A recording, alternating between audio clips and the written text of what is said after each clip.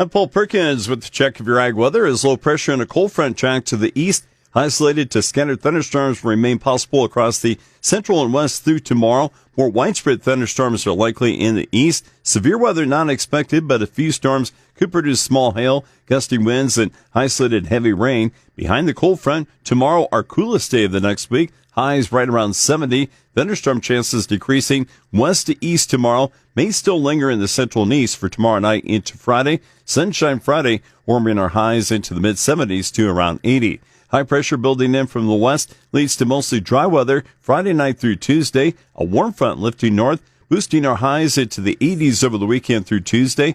Thunderstorm chances should return with more low pressure the middle of next week.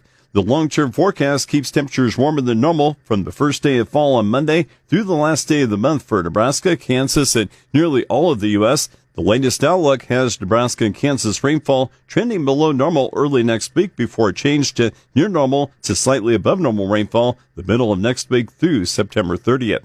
Key weather factors driving the markets include occasional rain that may be heavy across the central U.S., rain in Argentina, Europe, and Australia, and the start of central Brazil's wet season. A slow-moving disturbance crossing the nation's midsection leads to scattered rain. 5-day rainfall reaches 1 to 2 inches or more across large sections of the plains and Mississippi Valley. The rains continue to be favorable for reducing drought and favoring the planting of winter wheat, especially in western areas of the southern plains. Dry weather prevails the next 5 days in much of the eastern U.S. and the Northwest. Early next week, slow-moving rain builds into the eastern U.S.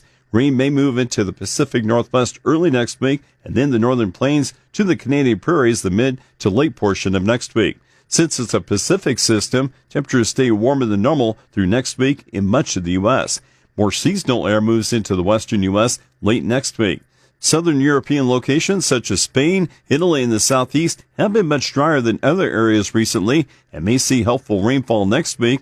In eastern Australia, beneficial rainfall is expected later this week, but colder air may lead to areas of frost this weekend in the southeast, which could be severely damaging to reproductive wheat and canola.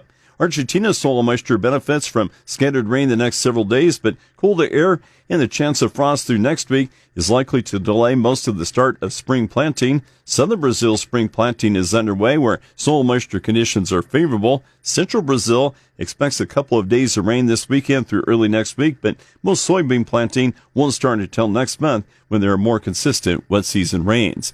With your check of ag weather, I'm Paul Perkins.